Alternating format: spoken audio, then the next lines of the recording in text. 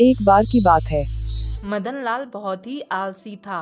वो कोई काम नहीं करता था, बस दिन भर बिस्तर पर पड़े पड़े आराम करता और सोता रहता था, जिस वजह से मदन लाल की पत्नी बहुत परेशान रहती थी और अपने पति को ताने दिया करती। मदन लाल भी अपनी पत्नी की बातों पर जरा भी ध्यान नहीं देता। एक दिन मदन लाल की पत्नी गुस्से में मदन से कहती है, तुम कोई काम धंधा क्यों नहीं करते? कब तक अपने पिता की कमाई दौलत को बिस्तर पर पड़े पड़े लुटाते रहोगे? जब यह दौलत खत्म हो जाएगी तब क्या करोगे? मदन लाल पत्नी के ताने सुनकर आग बबूला हो जाता है। अरे, शुरू हो गया तुम्हारा ड्रामा। रोज रोज एक ही बात बोलकर मेरा दिमाग खराब करती रहती हो। जाओ अपना काम करो। ये सारी धन दौलत मेरे पिताजी मेरे लिए छोड़ कर गए हैं। भला ये किस काम आएगी? सुबह सुबह सारा मूड खराब कर दिया। इतना कहकर मदन लाल गुस्से से घर से निकलता है और चलते चलते एक जंगल की तरफ आ जाता है। अरे, ये मैं कहाँ आ गया? ये तो जंगल है। चलो अब आ ही गया हूँ तो थोड़ा सुकून से बैठ जाता हूँ। वैसे भी घर पर पत्नी की बड़बड़ सुनते सुनते पक गया हूँ। मदन एक पेड़ की छांव में बैठ जाता है। थोड़ी देर बाद वहाँ एक व्यक्ति आता है और वह एक पेड़ के पास जाकर एक मंत्र बोलता है। इस जंगल के पेड़ों में तुम ही हो एक राजा। खड़ा हूँ तेरी चौखट पे, खोल दे तू दरवाजा। देखते ही देखते पेड़ में एक दरवाजा खुलता है और वह व्यक्ति उसके अंदर चला जाता है और वह दरवाजा बंद हो जाता है।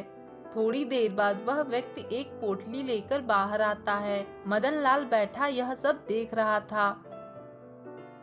हे भगवान, ये क्या बला है? ये मैं क्या देख रहा हूँ? एक आदमी पेड़ के अंदर गया और पोटली में कुछ लेकर वापस निकला। लगता है यह जरूर कोई जादुई पेड़ है। क्यों ना मैं भी इस पेड़ के अंदर जाऊं, शायद मुझे भी अंदर कुछ मिल जाए। मदन लाल उस पेड़ के पास जाता है और वही मंत्र बोलता है।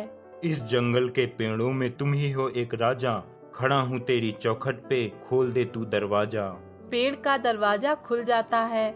मदन लाल अंदर जाता है और वहाँ ढेर सारा खजाना देखकर मदन लाल बहुत खुश हो जाता है। मदन लाल उस खजाने से कुछ खजाना लेकर घर आ जाता है और अपनी पत्नी से सारी बात बताता है। अब मदन रोज दिन भर सोता आराम करता और जब मन करता वह पेड़ से खजाना ले आता। कुछ दिनों बाद मदन लाल सोचता है, मैं उस पेड़ से थोड़ा थोड़ा खजाना ला लाकर थक गया हूँ। क्यों ना मैं इस बार जाकर ढेर सारा खजाना ले आऊं।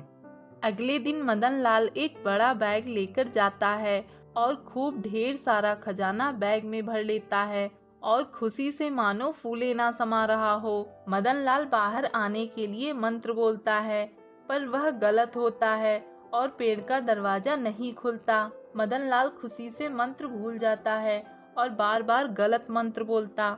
काफी देर तक कोशिश करने के बाद वह बहुत निराश हो जाता है। अरे, अब मैं क्या करूं? ये दरवाजा तो खुल ही नहीं रहा। अब मैं बाहर कैसे जाऊंगा? ये सब मेरे लालच की वजह से हुआ है। मदन लाल वही अपने लालच की वजह से पेड़ के अंदर ही कैद हो जाता है।